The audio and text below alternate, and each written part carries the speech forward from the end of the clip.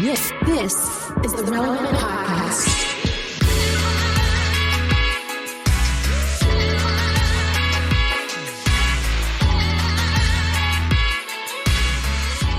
It's episode 1167, and it's the Relevant Podcast here in Orlando. I'm your host, Cameron Strang, and joining me from Loverland, Virginia, it's Jesse Carey. Hello, hello. And from LA, you know him from Social Club Misfits, it's Marty. As I live and breathe, people, Now, as I live and breathe.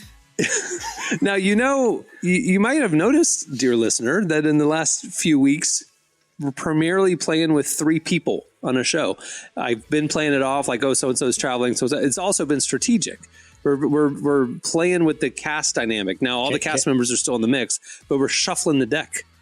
Just seeing how it goes. So let us know on Twitter and stuff if you miss five people screaming on top of each other, or if you like the looseness of a three-person episode. So we'll see. You enjoy Squid Games, you know? Yeah. Part of the reason is because, we're very excited about the Olympics are doing 3-on-3 basketball this year. I don't know if you guys heard that. And is that real? Is that really happening? Yeah, the big three is going to the Olympics. Yes. Playing street ball now? It is, but like it's really interesting because I was like, is it going to be like if I were constructing like an NBA team of 3-on-3 players, it would be fun to like do that thought experiment, but it's not. It's it's not guys currently in the NBA because it's a different game. It is one of the I'm pulling off the roster here. It's Professor. It's Earthquake. And one guys. Imagine those. Imagine those three guys versus like Earthquake. Versus like El Salvador. Remember El Salvador? They lost like 97 to like 12. Like imagine like three of those like Harlem Globetrotters like bouncing off people's heads. That'd be amazing. That's the Olympics I want to see. Hot Sauce puts the ball under like some like Norwegian guy's jersey. Yeah. No, I think I'm glad we're talking about this because this is my favorite sports team that's ever been constructed. Okay. This is the 3-on-3 team.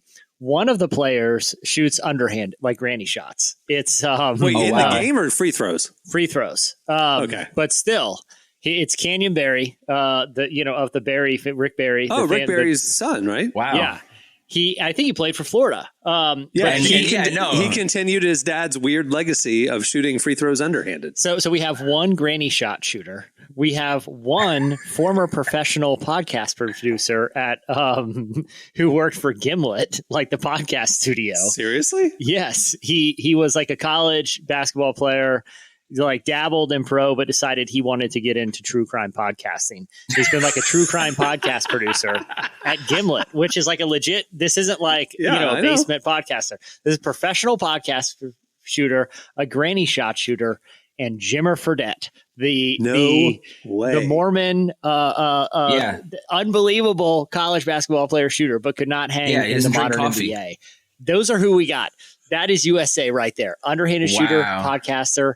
And Jimmer Ball, man. I cannot wait. This is my favorite. Are they not allowed to use event. Professionals? Is that what it is? Are they not allowed to? Is it just like one of those systems where it's like elimination where you just put your name in and they got the three people? Like, how did this form? They said, what is the most interesting combination of humans we can get? What about a granny shooter, a podcaster, Jimmer? Dude, we have a direct comp here. I'm the podcaster. Jesse, you're Jimmer Ball. And Marty's clearly the underhand free throw shooter.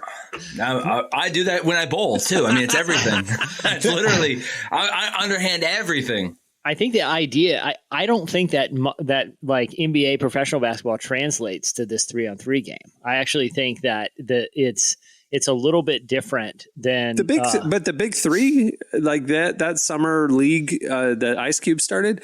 It's a lot of former pro players that have adapted to the street ball three person game. It's also barely watchable. Have you ever watched? It's like, why do I feel like the soundtrack's like a whistle, like doo doo doo. And the guy's like playing basketball to that. Like that's the level of quality they are right now. No, I'm very much looking for. It's like table tennis to tennis. You know what I mean? Like I'm not going to put I'm trying to think of like a famous tennis player, Pete like, Sampras or whatever. Sampras, Sampras. Yeah, he's only been retired for 20 years. John McEnroe versus John McEnroe. Yeah. Who is that? The rebel guy in the 80s?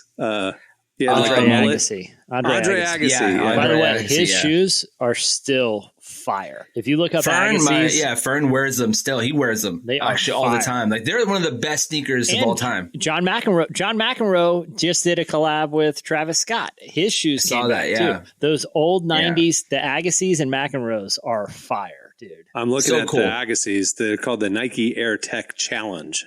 Yeah, there's a couple different like colors too. There's a couple like vintage shoes that are really going right now. Fluorescent splatter paint on this part of the design. But either pink. way, I'm all about this NBA. I say NBA. This is nowhere near the NBA. This USA Olympic 3-on-3 team. I just love that they picked the most fascinating group. I feel like this is a movie waiting to happen. You know what I mean? Like dodgeball. Yeah. like I can see the guy, like he's got his headphones on. He's in the Gimlet Studios mixing some murder pod, and he gets, and it's a call and it's like an unknown number. And he checks a voicemail. It's Jimmer Fredette, Like I want to know who USA has recruited for our breakdancing Olympic team. Oh yeah, there's a breakdancing challenge. Yeah, is it random that. podcasters or is it like actual amazing Is it weird when you have like the American team, like for instance, like the breakdance team is all Asians and then it's like versus China, which China's like, or like Japan where they really take it seriously. It always feels like a little odd to me. Like I don't know, is that I don't know if it's legal. Not that white like males are American. It's just that like you guys invented it over there, and then we have your children playing it, doing it versus like it's a weird doing it better. And it's like baseball. It's like it's like America, and then our entire team is like the Yankees, which they're all Dominican and Puerto Rican, and we're just crushing everybody. I like the Olympics are just like, look, man, let's get weird this year. Like, let's just get weird. Like, we've got enough track and field. Like how we've seen people throw, the shot put and run around the track. We got it. We got it. Let's get weird this summer. Sometimes I think the trans thing is just them marketing ploys. Like, hey, let's just throw a girl in it. Who cares? Let's throw a guy in it. Let's just throw this person in it. The views of Marty do not represent the Relevant Media Group, the Relevant Podcast. Let's mix it up. Let's mix it up this year. All right. I got a great idea. Oh my God. Caitlin Clark versus no. I am on goat.com right now shopping for the Andre Agassiz and my friend, certain sizes go up to $2,400. Certain sizes are only $240, but that's We're crazy. They're pretty cool shoes. Okay, here's My what size are $608. here's what I want for the next summer games, 2028. I want co-ed church league softball. And you have to be a member. Co-ed. You have to be a member of a church, right, to be eligible. It's got to be church league because that's a different game. It's got to be. But that means the Muslim countries can't participate in this. I didn't say what religion. You just faith community. The faith community. Yeah, it's church league. The synagogue versus the mosque versus the church. Do I see Jewish guys, playing that? I don't know if I see that, but yeah.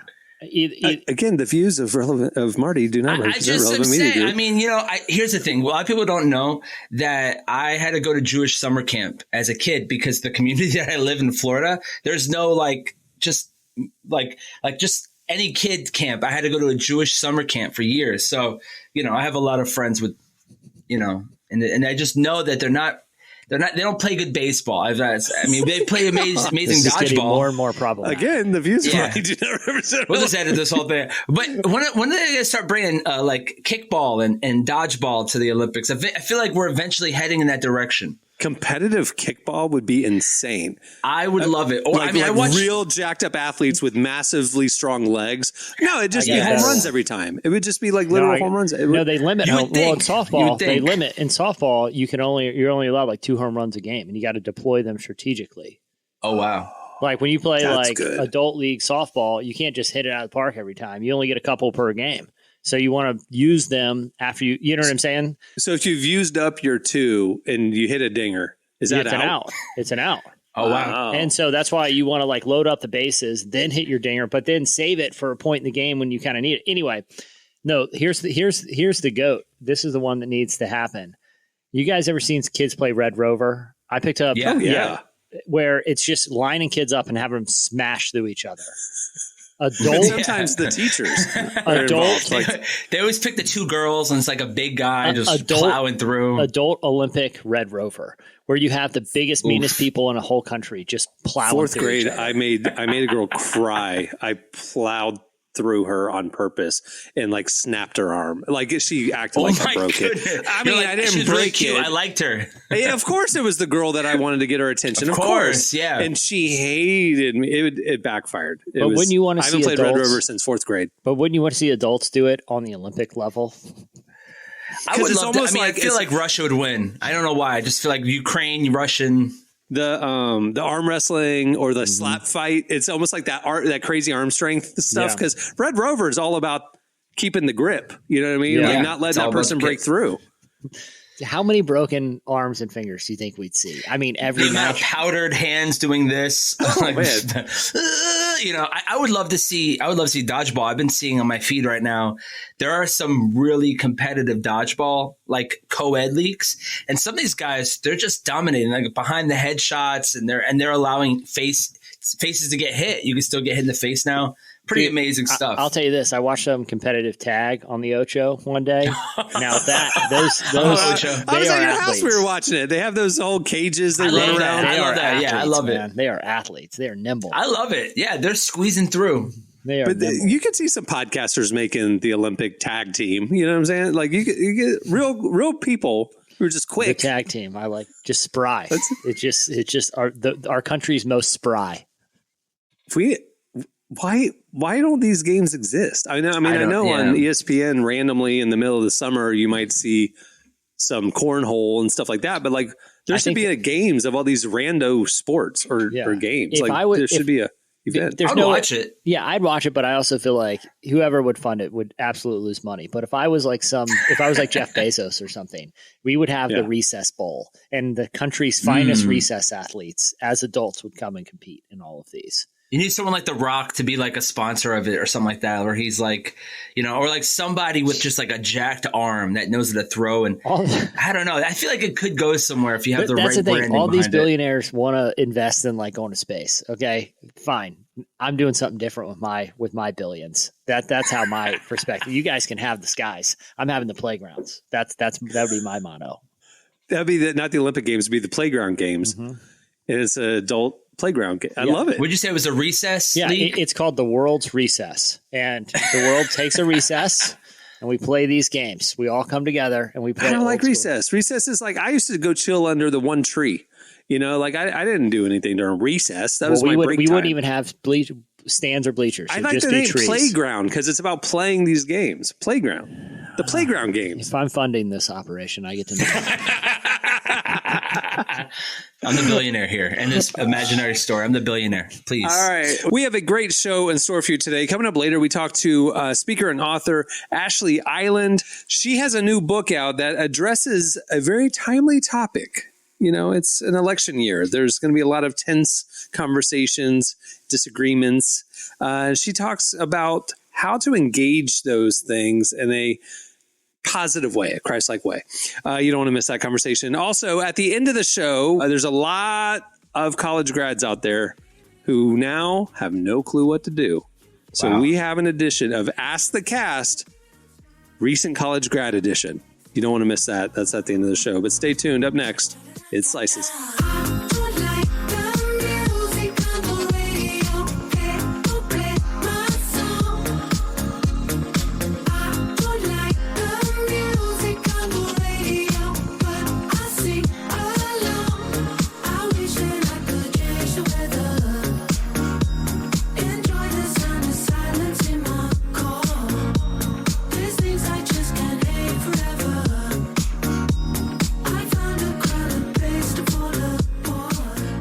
You're listening to Empire of the Sun. The song is Music on the Radio.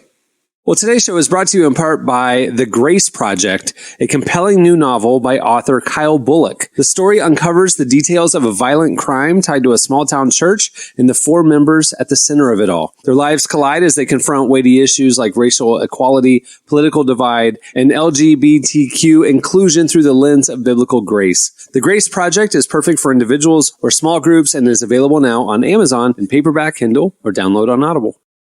Well, today's show is brought to you in part by Company of Saints. If you're looking for an original sound in Christian music, revitalize your playlist with Company of Saints' new album, Philosophers and Poets, a genre-blending fusion of Christian electronic vibes. Explore the depths of faith, philosophy, and poetry through thought-provoking words and melodies. It's not just music, it's a journey of self-discovery and spiritual connection. Stream it now on your favorite platforms and experience a fresh take on Christian music. Find out what fans of Company of Saints love about this hidden gem.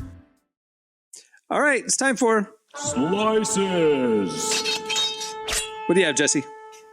All right, so it's recently been announced that Netflix, Peacock, and Apple TV Plus, they are planning on joining forces for a new bundle that will offer all three at a very reduced price. So they haven't told us what that price will be.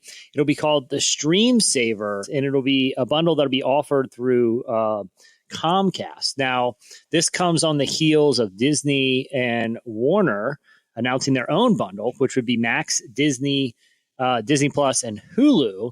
That's going to launch later this summer. And again, they're still planning on announcing pricings, and they're going to have a streaming bundle that also has like sports. Yeah. Warner Brothers Discovery, Fox, and Disney. Sports. So essentially, it's just repackaging different cable. It's like, here's a bunch of channels with ad-supported programming, and you're going to be paying for a whole lot of content that you won't be seeing. The whole point of going to streaming was I just watched Netflix. I'm only going to pay for Netflix. I don't watch all those other channels. And now, nope, just pay for all the channels again. Exactly. So over the weekend, regionally, our provider, Fios, and I'm calling them out. I don't care because I had a long talk with their customer service, and they did not care about my plight. They pulled the two channels that carry regional baseball. And that was the whole reason I still maintain cable, because it's the only place you can watch these baseball games without buying the MLB package. In order to get those channels back, which you're already paying for, you had to go up $60 a month. Okay. What? So for just to maintain what you were already paying for. Just right? to get those local channels. So for baseball? I told them on the phone, I'm planning on canceling my service, and I'm going to find a stream. I'm finding all stream. I'm cutting the cable. I'm cutting the cord, as they say. And now they did say, "Would you like us to just cancel it now?" And it's like, well, no, because it's going to take me a while to figure all this out. And that's the whole thing. I spent the afternoon like doing the math on different services, and like, okay, if I get this on YouTube TV and I get this on MLB, and then I'll get the NBA thing. It was so confusing. And then it's like, well, then I won't get the same cell phone discount and this and that. I got stressed out, and I decided to hold off on my decision because it's way too confusing. And that's what they're counting on, frankly. Yeah. It's too stressful. There's all these bundles. You're not quite sure, like, what am I going to miss? Like, I subscribed to Peacock last year to watch one playoff football game, right? And then I had to cancel after a month. And it was just basically paying $4.90 or $8.99 to watch one football game. I've got the solution, though. Okay. But this has gotten too complicated, and it's only getting more complicated. There's too many bundles, too many of this. All a la carte programming. That's a great idea. It's like 50 cents an hour or whatever, right? And so it's like the old theme park model. Now you go to Disney World, you have to pay $150 for a ticket, but you get access to everything. When they first started Disney World, you got a ticket book, and it had different tickets for different level of rides, almost like the county fair. E-ticket down to A-ticket. They cost different amounts. Certain rides were E-tickets, certain rides were A-tickets. There was no entry fee. You got in for free, and then you just bought your individual rides. Yeah. Well, I'm saying you don't even buy individual rides. It's like the old internet model. You pay by the hour. For every hour I'm on, I pay like minutes, $1. Like the old cell phone model. Like, I'm out of minutes until 9 o'clock, and then it's unlimited. Exactly. So the more I watch, the more minutes I pay. And it doesn't matter what I watch. I'm just paying. Just the meter's going up, right? Like, just like it feels expensive. For me, it would be because I have the TV on. Yeah, from the minute I get off of work to like 2 in the morning. I'm saying I left it on all night. I owe $100. Where just give me an option where it's just the meter's running, and when I turn it off, it's off.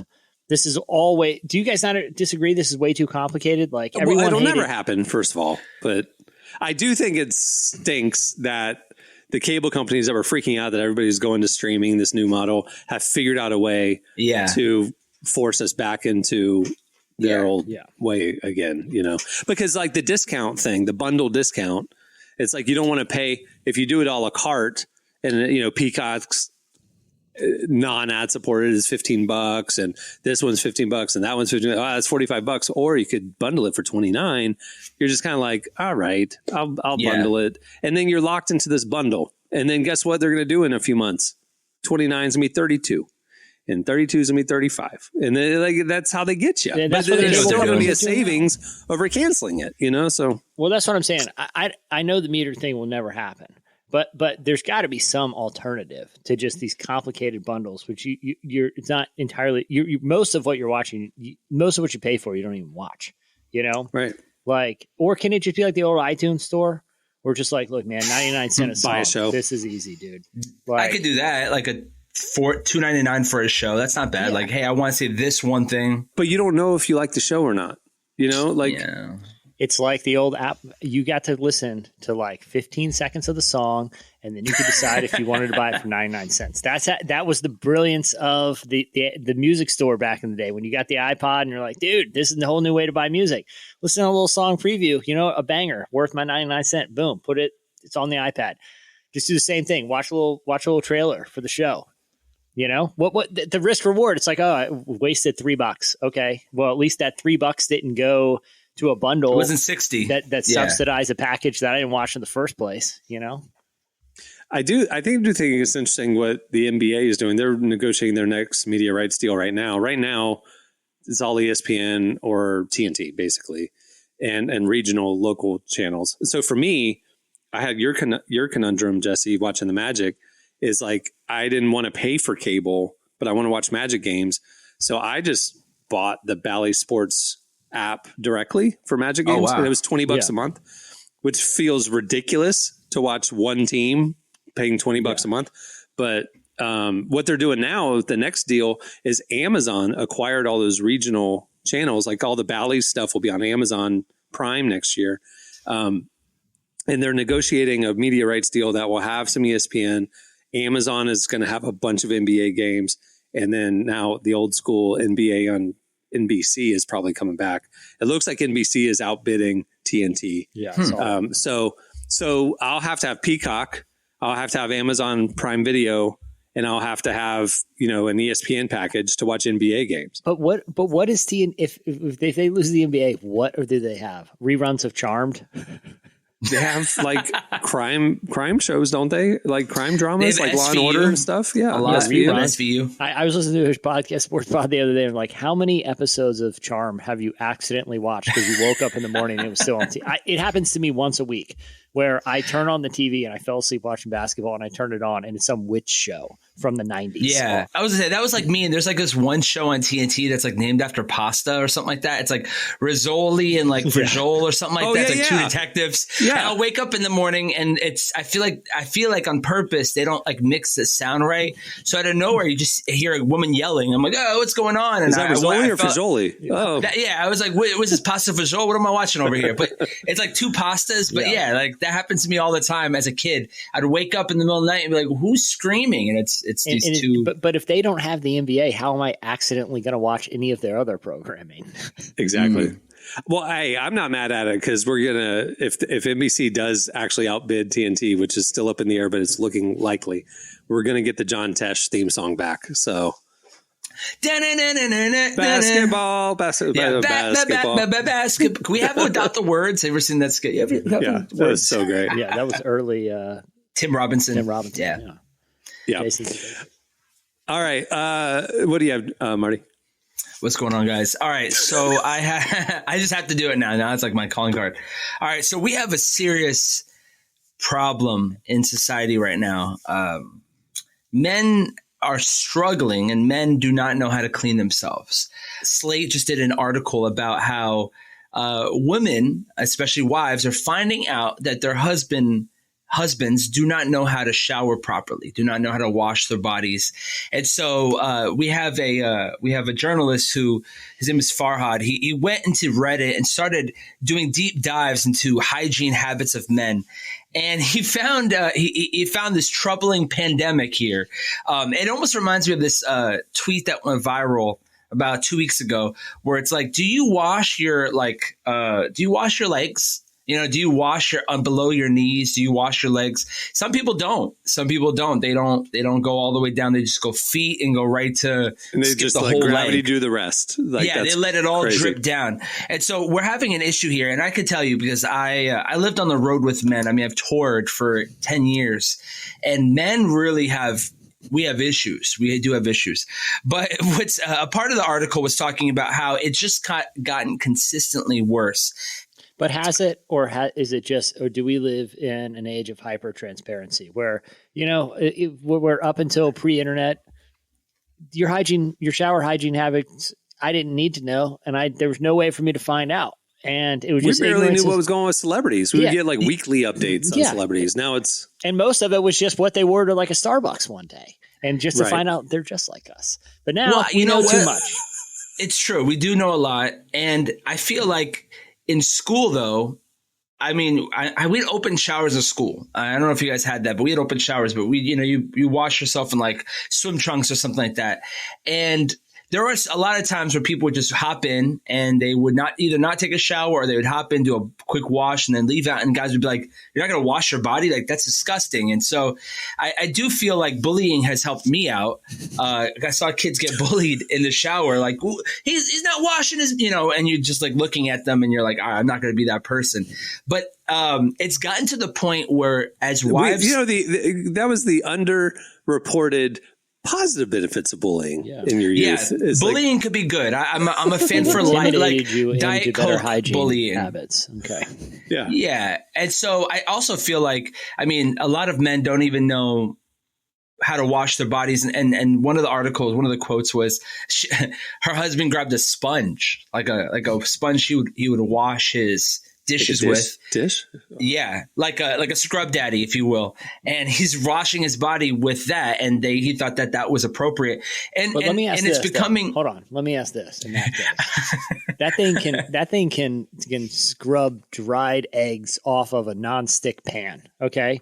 Yeah. You're telling me it can't handle under my arms? That's way better than it's going to rip you apart, man. It doesn't every matter. single day washing. It seems more hygienic to me with something that is. You're removing the outer epidermis layer. Like, you're deep cleaning. It's like a facial. Like you're removing the entire layer. It's a of loofah situation over here where you're scrubbing and you're ripping off skin. But I just kind of want to read some of these. Quotes that some of the wives have brought to the attention. Men peeing in shower. Men pooping in the shower. No. No. Yeah. Yeah. No. Real thing. Wives are upset. As they should be. You know what the greatest innovation has been? One of in our time that like Febreze. No, this is probably the last 8 years. Here we go. I don't know when it came on the market, but I just know when it was a game changer. No, it was when it was shampoo, conditioner, body wash, moisturizer. It was olive like oil. 5 in 1. Yeah, it's like 8 things. It was like I'm no longer having to buy all these different, bottles from the drugstore. Please don't tell me you actually use that stuff. It is all in one. The 8 in 1. It's toothpaste. It's everything you need. Shave with it. You shave with it. You can wash dishes with it. Like the army invented it. It's like a prototype. It's like just wash everything, everything. It literally says you can take stains off the driveway if you need to. Like this is. No, for real. The 4-in-1 like deals. No, you don't. I maybe morning. It's our hair's different or my hair's longer. I don't know. I can't. That stuff. It gives me like an evangelist, like pompadour situation with my hair. Yeah. I can't use that stuff. There's too much buildup. I don't like it. I used it. Yeah, and you know what? I mean, it's funny how this article I can tell you used it this morning. Look at your hair. I was wearing a hat all day, so you have the scrub daddy face on your forehead right now. Just kidding. I used it in a rec center shower this morning. Just bare bones, man. That's all you need in life, Raw, just skin's ripped off. Just the funny part about this article to me is like it started out as men, do you clean? And it started where the wives and girlfriends just started jumping into this conversation and be like, my boyfriend does, and the complaints have just stacked up over time.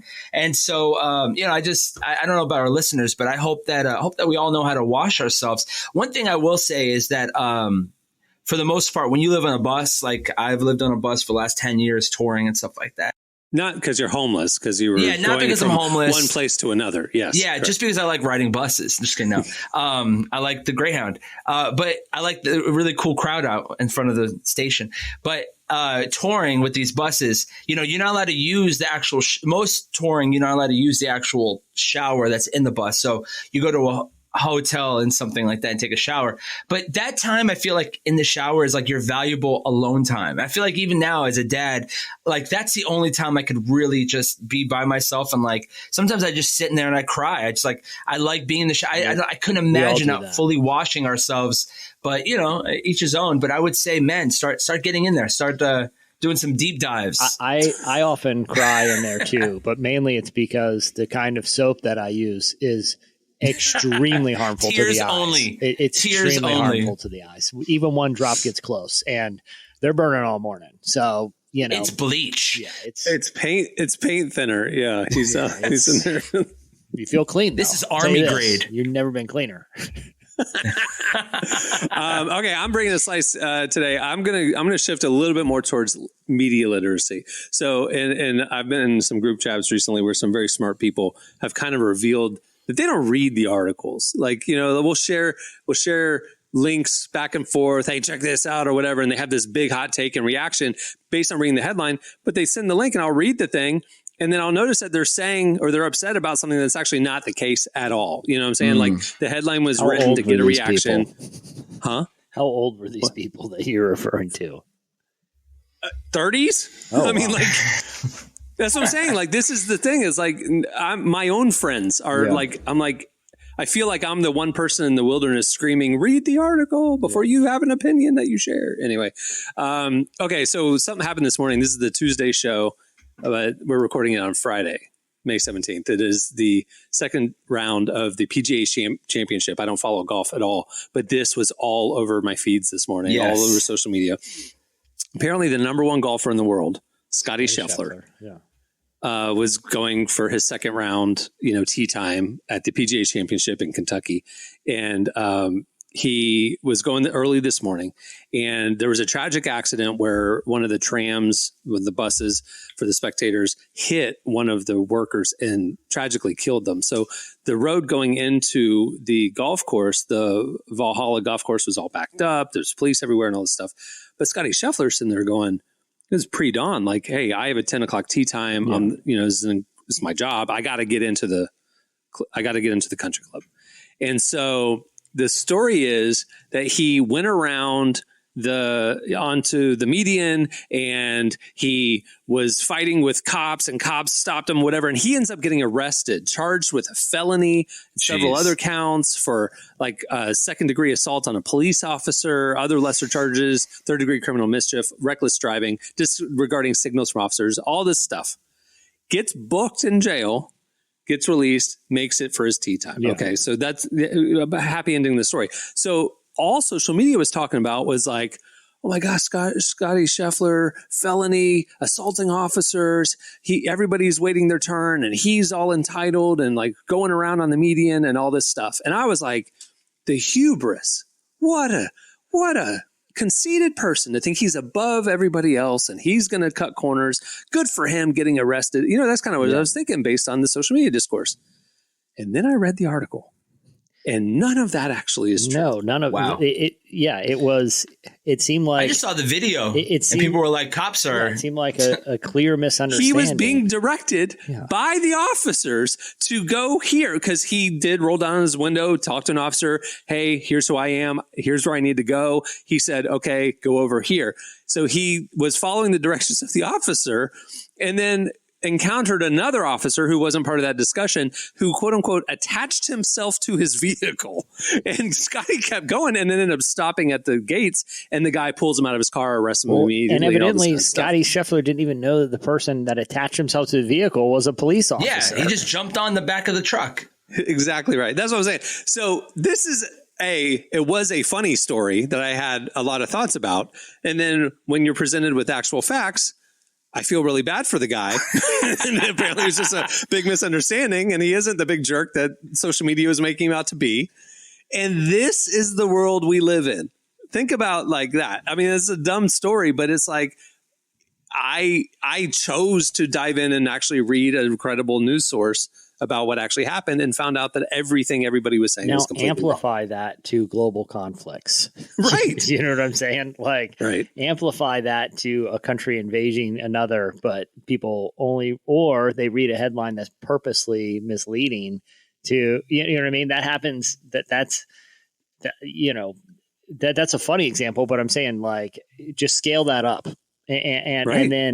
and then add a dose of malevolence. You know what I mean? Where someone intentionally wants people to be misled and will withhold key pieces of information to make it seem like if a story says something that is a radical departure from reality. You know, I'm also, this is kind of like goes along with another little thing that we saw today, that USA Today announced that they're going to be adding AI generated bulleted key points or summaries of their articles at the top of their articles. Now, certain sites like Axios have already been doing this, not AI generated, but summary type stuff, complicated long form stories. Just so you can get the bullet points, the key points. And when I saw this, I thought, oh man, this is the further dumbing down of America. Yeah, I think USA Today back in the 80s and 90s was derided in the journalism industry because it was like, they called it like a Mick newspaper, because it was like they took thoughtful journalism and distilled it down to 5 paragraphs. You know, like it was the dumbing down of thoughtful reporting. So it kind of makes sense that USA Today would be the one to kind of push this evolution of kind of like nugget bullet point reporting, because now you won't need to even read the full USA Today article. You can just read the little bullet points at the top and move on, have the general information, but nothing nuanced. And I thought, oh, they're dumbing down America even more. But maybe actually this is a good thing, because all people are reading now is the clickbaity headline, you're misleading headline, and they don't read anything else. So at least maybe USA Today is going to be saying, read the headline plus these 4 other sentences, and at least you'll have more information than you would have otherwise. So maybe it's actually a good thing what they're doing. Or you can do this and just read a piece of long form vetted journalism that will, so instead of spending, 30 seconds, spend 3 minutes. And, for the average media consumer, or here's another radical idea for those media consumers: read the story, but from 2 different credible sources, and infer their biases by omission and filter as needed. You know what I mean? Like, there's no shortage of sources or information. And, like I said, read 2 credible. I'm sounding preachy here, but like, this is but this is actually a good point you're making, because this past week, obviously Trump has been on trial. And if you got your reporting from New York Times or CNN, you, or even Drudge report, you would have a very certain perspective on how it's going.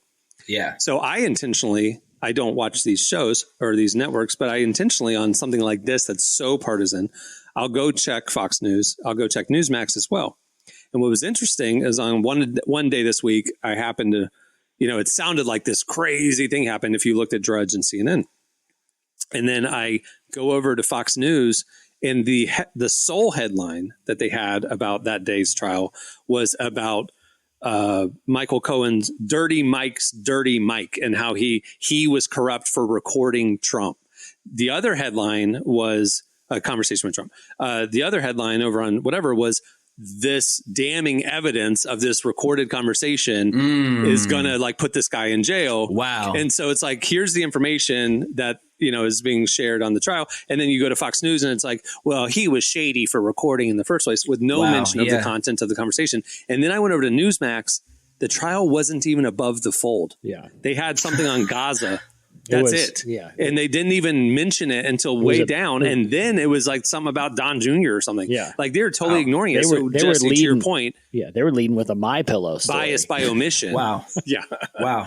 But it's just interesting. It is really important in this era of very divided information, very biased information in how things are reported, that you actually think and educate yourself. Like, if this headline looks crazy to you, read what actually is going on. And then, like Jesse said, maybe check another source that maybe has a different perspective on that thing. Media 101 is, if it seems sensational, it probably is sensationalized. Like, especially in the internet era where if they got you to click, they did their job. You know what I mean? You know, the one site I would say to everybody to check every day, because it has zero bias and only amazing reporting, is relevantmagazine.com. All right, that'll do it for Slices. Stay tuned. Up next, Ashlee Eiland joins us.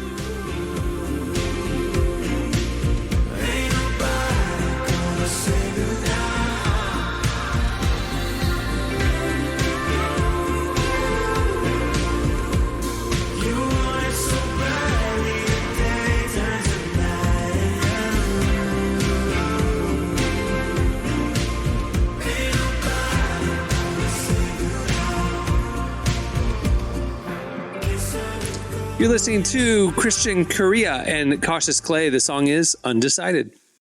Well, today's show is brought to you in part by World Vision. We all subscribe to a lot of services that make our lives easier and more entertaining. But as followers of Jesus, we should want to seek first the kingdom of God in all areas of life, including our spending. That's why I'm so excited about a new kind of subscription through World Vision. Not one for myself, but for others. It's called Believers for World Change. And when you sign up, you're joining a community of change makers working to help end extreme poverty around the world and here at home. World Vision is a Christian humanitarian organization that works with children, families, and communities to reach their God-given potential, focusing on things like gender equality, spiritual nurture, and access to clean water, education, job training, and healthcare, so the entire picture of poverty can be addressed. Let's subscribe to something new together. Subscribe to World Change today at worldvision.org. Again, that's worldvision.org. Well, our guest today is Ashlee Eiland. She used to serve as a co-lead pastor at Mars Hill Bible Church in Grand Rapids, Michigan, but now she's a full-time speaker and author. Her latest book is called Say Good. It just came out just in time for election season getting started. There's a debate here in a couple weeks. Ashlee talks about engaging in hot topics, intense conversations in a God-honoring way. So we wanted to talk to her to figure out how Christians can navigate this upcoming season with peace and self-control, things that we should aspire to. Here's our conversation with Ashlee Eiland.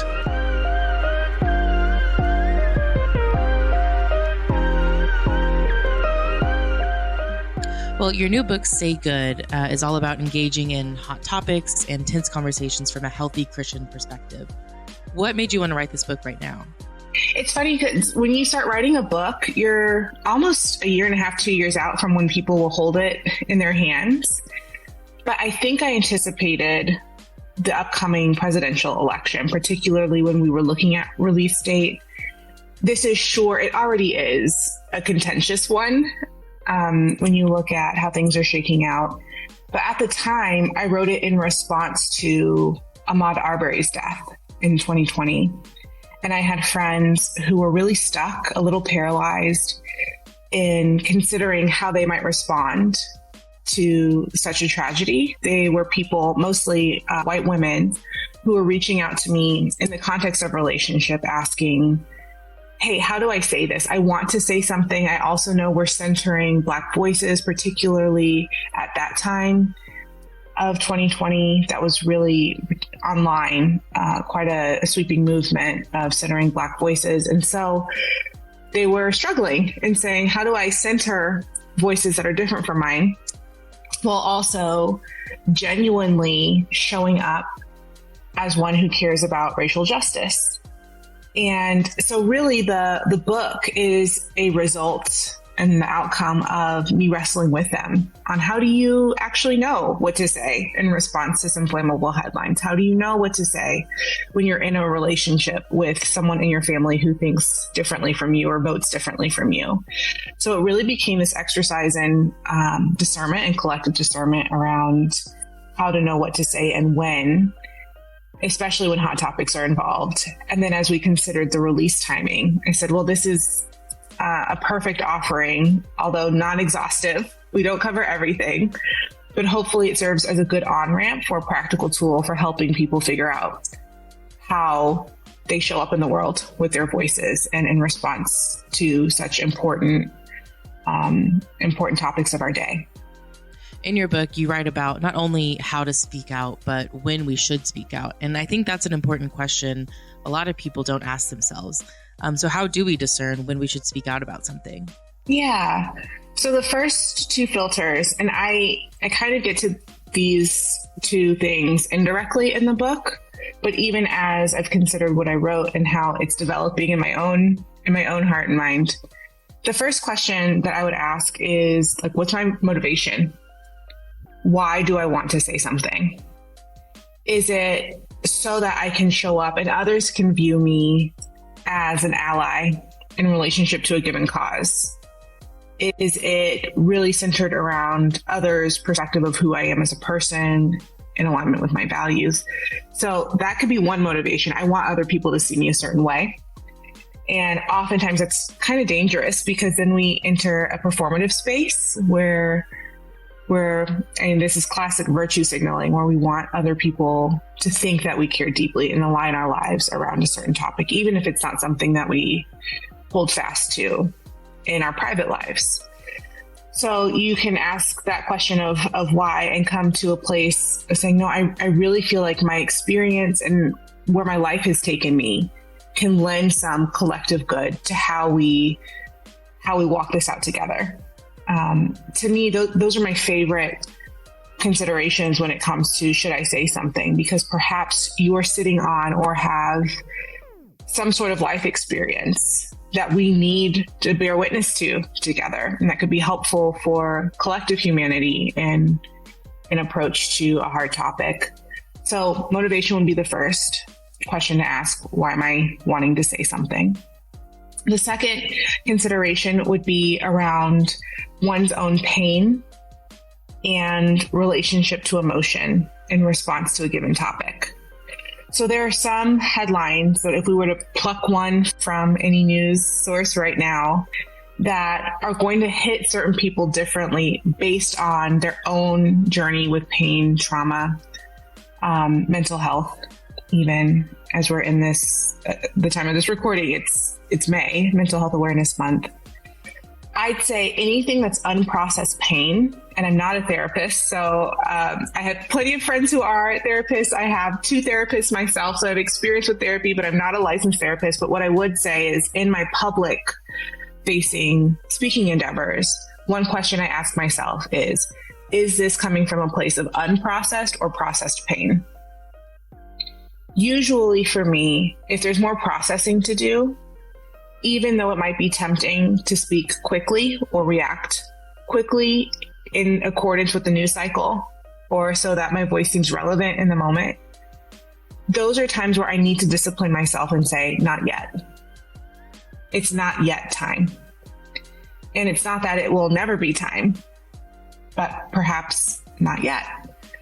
So that'd be a second filter. In addition to motivation, is where my needing this headline in terms of my own emotion and my story with pain and trauma.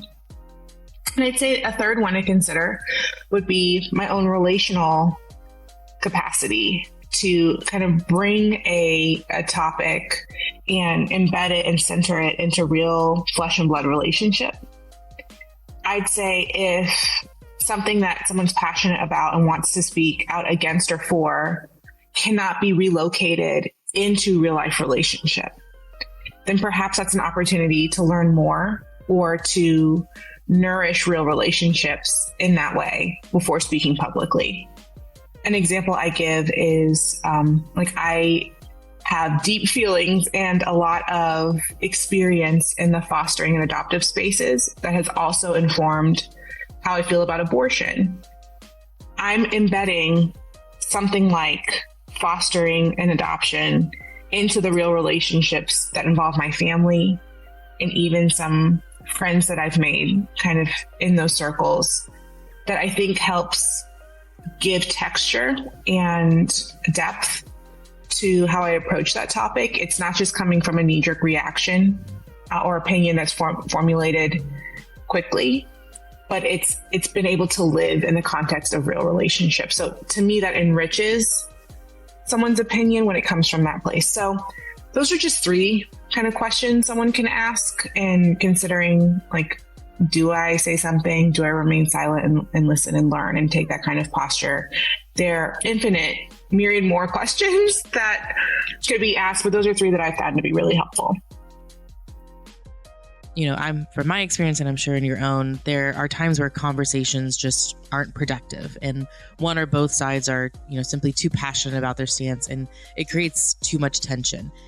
How do we decide when to keep having a tough conversation and when it's time to walk away?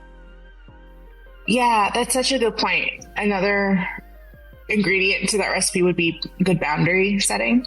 And so, one, you're the only person kind of in that setting that knows what you can tolerate. I mean, a lot of good therapists talk about this window of tolerance, and to operate within it, we've got to be really well resourced, and paying attention to how we're showing up and how we're being impacted. That's so important.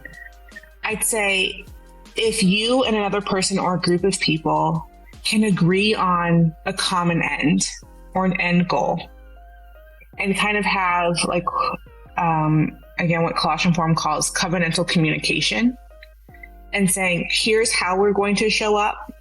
This is what we are committing to together, even before we enter this conversation. And to clearly communicate, this is how I am willing to have this conversation with you. This is what needs to be true in order for me to stay here, stay present with you. To have the other person and you agree to that. And then to have stated consequences. Should you call me out of my name? Should you say something that offends my character and comes after my inherent dignity and worth as a human being, the conversation's over, right? And this is all varied based on kind of how you're coming in and what the relationship is like coming in. Perhaps it is, even if there's a violation, we still have a couple tries in us to keep showing up at the table. Again, it's all dependent on kind of where you are and where this relationship is. But there are absolutely times when it is necessary to say, it seems like we cannot have this conversation in a way that is mutually beneficial and loving for both of us. And in that regard, until you are ready, right? Until you are ready to show up and agree to those boundaries or those non-negotiables that we've set, then we're going to have to be in a relationship a different way. Or we're going to have to, in some cases, not be in a relationship at all, right? If it's harmful. I would never advocate for someone to persist through situations where there's harm being done. But this is where high emotional intelligence and doing your own work and having other people to come alongside you and say, this is a season where perhaps you can handle more in the way of a contentious conversation than you once did. Or maybe it's not a season, it's a season where one of my therapists used to say, you need to find soft spaces. And if that conversation doesn't feel soft, then maybe it's not the time. But I'd say really good boundary setting, covenantal communication, agreeing upon how you're going to have the conversation and the desired end really helps make those boundaries a lot more clear.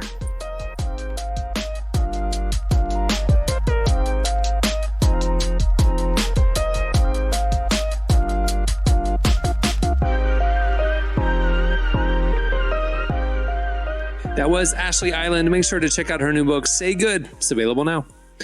All right, stay tuned. Up next, it's Ask the Cast, College Graduate Edition. Face life. Sit with your emotions. That's what I do when I write songs. They told you not to cry, but it's not a hill you should die on. That fire deep inside the Messiah. He's saying fight on. Motel 777. Heaven left the light on. The kid's back. I don't need no introductions. Living out my dreams seems my only interruption. The devil's out for destruction. I'm out here just to crush him on the hill of these dunks, and that ain't up for discussion, dawg.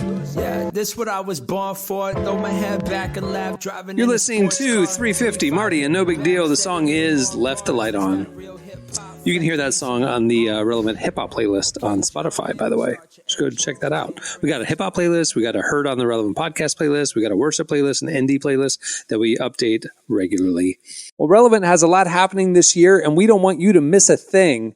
Make sure to sign up for our newsletter right there on the front page at relevantmagazine.com, and we'll send you our top 5 trending stories sent to your inbox every weekday. We'll also send you a weekly podcast newsletter with the latest episodes, some fan extras, and first peeks at the new shows that we're going to be rolling out throughout this year. Make sure to sign up. It's the best way to keep in touch with everything we got going on. Okay, a lot of recent grads are out there wandering aimlessly, having no clue what to do. They don't even know how to shower properly. You know what I'm saying? Like, they need help. So we did an Ask the Cast. We asked you guys for your questions. We specifically said, if you've recently graduated, what are the questions you want the cast to help you with? So here we go. You hit us up on X at Relevant Podcast. Here's some of the questions for Ask the Cast. Recent grad edition. It's Ask the Cast, Recent Grads Edition. Okay. How do you handle working with somebody who constantly gets on your nerves? That is from Bradley P. Apparently, they don't have a lot lot of experience. So they don't know. They're scared. You frame them for some sort of violation of company policy, and then report, like eating your sandwich out of the fridge or something. To HR, and you get them back out on the streets, get them a new job, or you do like the Joel Jim Halper thing and just start applying to other jobs on their behalf, and hopefully they get a good one. That's genius, really genius, actually. Aaron said, "What's the best way to explain to my parents that my philosophy degree was totally worth it?" I mean, I would find one of these places of work where they had annoying people work there and apply for one of those annoying person's jobs and get a decent job. That doesn't, because I don't know if the philosophy degree, I don't know what job that qualifies you for. Yeah, I don't know. Academia, maybe, but counseling at some point, you have to go get more degrees. Or just blow their mind with incredible insights about the human condition. That will do it. Scott said, "How do I professionally nap during work hours?" Oh, that's super easy. There's a website. There's actually a website that you can get a loading screen like GIF. So it looks like your computer's constantly updating. And what you do is you go to the bathroom and you just nap it out. Nap it out in the stall. I did at church. Yeah. When you go to church and you're at second service because your parents have to serve both, and you just go to the bathroom, you just nap it out. You lean on the wall. But I'm also a big fan of those toilets that go all the way down to the ground. And it's a lot easier in that situation, like at the airport. But yeah, I would get really thick. I would get those those sunglasses. I would first get a very bright lamp in your office, and then get those glasses where they automatically get darker when you're in a bright atmosphere. It's a great idea. So people can't really see. Actually, transitions lenses. Yeah, it's a great idea. Yeah. All right.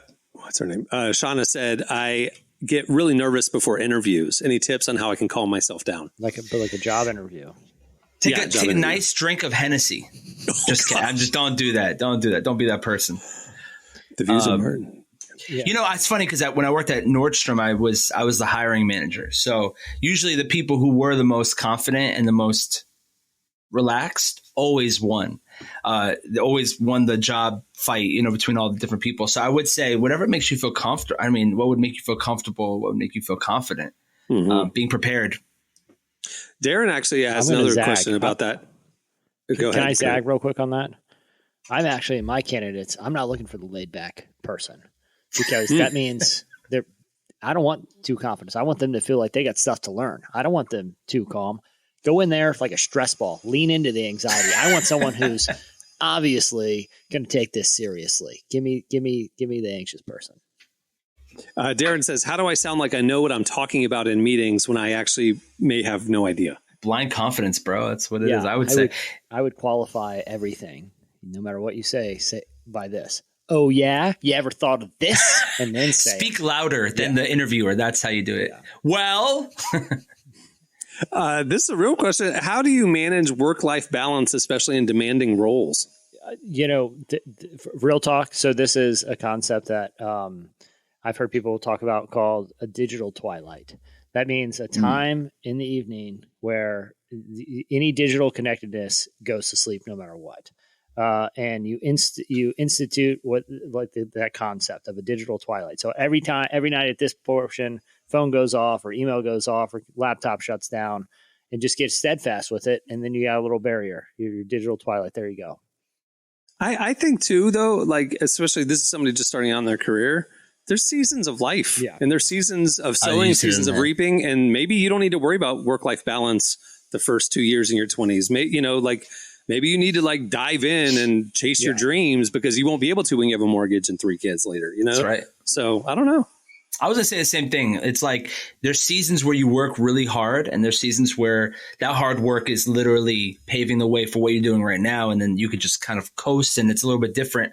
The work ethic changes. So it's really up to, it also depends on what kind of job do you want, you know, like what kind of job, like my brother-in-law, he works for the government and he audits banks. He works for them and audits banks. And when he first started, he would have to travel and go to all these different banks. Now he's kind of overseeing things. He's sitting in an office. He sometimes works at home. You know, it's not as aggressive as when he started because he put the work in. So there are going to be years where you just have to put the work in and go hard. And there's some years where you don't have to because you've already paved the foundation for what you already do.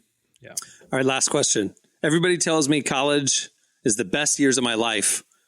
Now that it's over, is that true? Yeah, it's all downhill or uphill. I think it's uphill. Because that's the struggle. The college was never going to get better. No, there's always, what? Huh?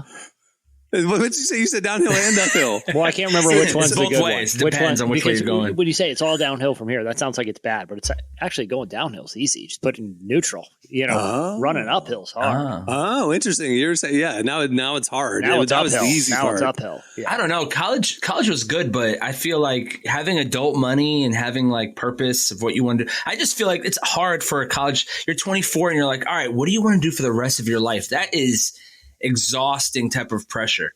So I think that you'll find it over time, but I feel like in my 30s is when I thrived. I wish I could stay in my 30s forever, 35 forever. Jesse and I had a unique college experience where we both went to a residential university where we lived on campus and friends on campus and stuff like that. And so it became like, if you want to go down to the gym, you would just yell down the hall. Anybody want to go to the AC and play ball? Yeah. And you always have 2-3 guys going with you. Hey, I'm going to Walmart for some donuts. Anybody want to roll? Yeah, I'll go. You know, like the social aspect of college, if you went to a private university usually, or I guess frats and different things to it, state schools, you're never going to get that back. That'll never happen again.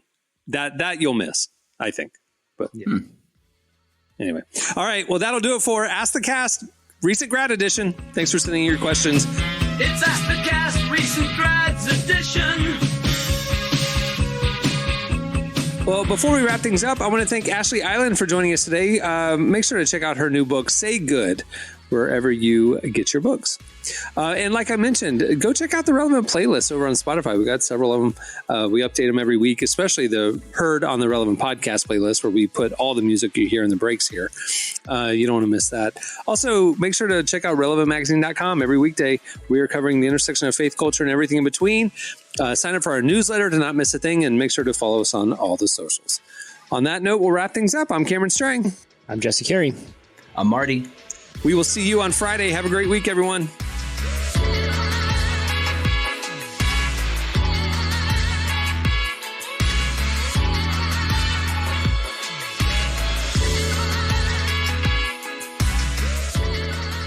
Thanks for listening to the Relevant Podcast. Check out our features, interviews, and news updates every day at relevantmagazine.com. And make sure to follow Relevant on Facebook, Twitter, and Instagram for the latest. For more great podcasts, browse the shows on the Relevant Podcast Network, which you can find at our site. And while you're there, don't miss the all-new era of Relevant Magazine. A new issue releases every other month at relevantmagazine.com.